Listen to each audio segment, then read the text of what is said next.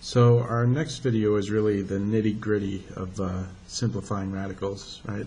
We're just using all those different things we've learned about radicals and parts of a radicals, and, prime factorization. We're using those skills and those vocabulary to simplify these complex radicals.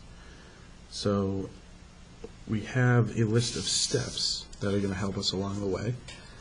And we're not going to tape this in yet. Eventually we're going to tape it in here so that we have the directions on the front, and then we have a piece of tape and we can fold it like this, kind of like a book.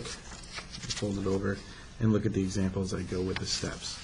For now, since you're going to be referring to the steps, simply put them to the left of your page, so as we go through each problem you can refer to the step that we're on. So the first one we're doing asks you to simplify the cube root of 27 x to the 5th y cubed. Now, if you look at your steps, the first one says write the prime factorization of your radicand. Right? So we have to write the prime factorization of this. In order to do that, we need to know the prime factorization of 27. So I'm going to use my birthday cake method, or a factor tree if you want, to find the prime factorization of 27. So a prime number that goes into 27 is 3. 27 divided by 3 is 9. And again, 3 works. And again. And I get my candle. So the prime factorization of 27 is 3. So when I write this out, okay, I'm going to write out this prime factorization here. I'm going to have the cube root symbol, right, my index, and then the radical symbol here. But this whole prime factorization, this is 3 times 3 times 3, right, which I found from there. And x times x times x, 5 times. 1, 2, 3, 4, 5. And y times y times y. So that is the prime factorization of 27 x to the 5th y cubed. I'm expanding it all out, right, with each factor. And there's a purpose to this, I promise you. Okay. Number 2 in our steps says determine the index of the radical. Well, this one, the index is 3. Right? I'm going to go ahead and circle 3. That's my index. Okay. Now, that tells me what groups, or like how many of each group I'm going to pull out of this radical. Okay. So I'm going to start pulling out groups of 3. Okay, so 3, 3, and 3. There's a group of 3. Okay, x, x, x. There's a group of 3. Right, no more x's, but y, y, y. There's a group of 3. Okay, now 3 times 3 times 3. Right, well, if the cube root is finding how many times you would multiply a number, or what number you would multiply 3 times to get, well, 3 cubed is 27, which means the cube root of 27 is 3. So that's why pulling these out works. I'm looking for groups of 3 to pull to the outside of the radical. So I pulled out a 3. I'm pulling out an x. I'm pulling out a y. Okay. Now, what do I have left inside of the radical symbol? Well, I still have the cube root of x times x. Okay. And this would be, can I write my final answer, 3 x y. And then what I have left over is the cube root of, and I'm going to rewrite this as x squared. Okay, so there's my final answer. And I'm circling that in a third color, which is orange. I know it's hard to see the difference between red and orange. Okay, so what I've done is I've pulled out perfect cubes. 27 is a perfect cube. It's 3, right? X cubed is a perfect cube. So I pulled out an x. Y cubed, right? Y cubed is a perfect cube. So I pulled out a y. Okay? And x squared is not a perfect cube because it would have to, be greater than 3 for me to pull it out. So there's no more x's left to combine with x squared, so I had to leave it inside this cube root symbol. Okay? And that's how you simplify cube roots. And so we'll keep going with example 2. For example 2, we're finding the fourth root of 64 x to the 8th y squared. So again, my first step says to write the prime factorization of that radicand. So I need to know the prime factorization of 64. So I'm going to use the birthday cake method. Again, you're free to use whatever method you want, but I have a feeling this one's going to be pretty lengthy, so I'm going to start down here. Prime number that goes into 64, it is even, so I know 2 goes in, and it goes in 32 times. Another even number gives me 16. Another even number gives me 8. And again, and again,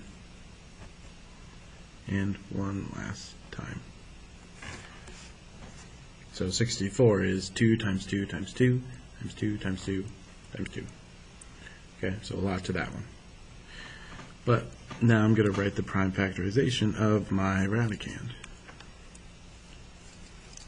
So I'm going to do that in red. So I've got the fourth root of,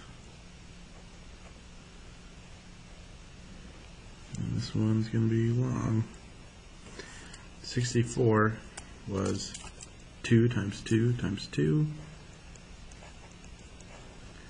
times 2 times 2 and times 2. Right? 1, 2, 3, 4, 5, 6. 1, 2, 3, 4, 5, and 6. X to the 8th, well, that's x being multiplied 8 times. 1, 2, 3, 4, 5, 6, 7, and 8. And then I had y squared. Look at that, I didn't even, I thought it was long enough and it wasn't. There we go. So that's my prime factorization of that radicand. And now I'm going to start circling groups of 4 this time. Right? My index is 4, so I'm going to circle groups of 4. So there are 4 2's. I've got 4 x's. I've got 4 more x's. And that's really all that I can take out. So I can take out a 2. I can take out an x, and I can take out another x. Now I'm left with fourth root of, I've got 2 times 2 times y times y. Okay. Now I want to simplify this even further. Let me show you how we can do that. 2 times x, well, these are the same base. X times x is really x squared. So this becomes 2x squared. Okay, don't confuse these. Right? This is 2, and then x times x is x squared. And then we have the fourth root of 2 times 2 is 4. And y times y is y squared. And there's our final answer. I'll circle it in orange to show that it's final answer. There's nothing else that we can do. I can't pull out a fourth root from 4, and I can't pull out a fourth root from 2. So that's as simple as we can get. And our final example is the fifth root of 32, x to the fifth, y to the fifth. So again, my first step is to write out the prime factorization of that radicand, and I need to know the prime factorization of 32, which I kind of already have. If I look up here, okay, pretend that there's no 64 here, well, that is the prime factorization of 32. It's just 2 times 2 times 2 times 2 times 2. So do I really have to do it out again? Not really, right? I have it right there. So let's use it, right? Why do more work? So as I write the prime factorization out, I have the fifth root of, let's see if I can estimate correctly how long that's going to be. 32 is, we did it right here, 2 times 2 times 2 times 2 times 2.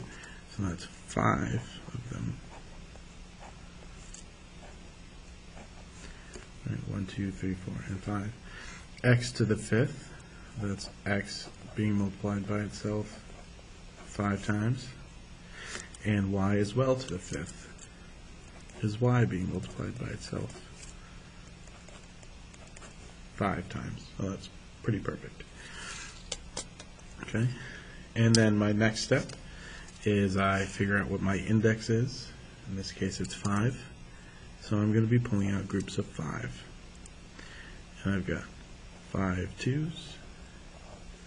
So I'm pulling out a 2. 5 x's. So I'm pulling out an x, and 5 y's. So I'd be pulling out a 5. Right, so 2 x and y. And there's nothing left, right? That's it. So my final answer is just going to be 2 x, y. And I can circle that one in orange. If there's nothing left, there's no point in writing the fifth root symbol, right? Because there's nothing inside of it. You wouldn't be taking the fifth root of anything. So the answer here is just 2xy. And if I wanted to check my answer, right, since I know that taking the fifth root of something and taking the fifth root of something is really just the opposite of raising something to the fifth power. Right? So what I would do here is, if you remember back from our exponent rules,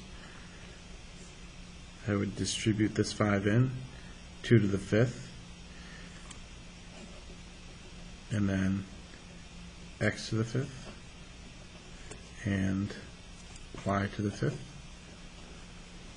and this is really 32, x to the fifth, y to the fifth, which is what's in here, right? So fifth root and raising something to the fifth power are opposites.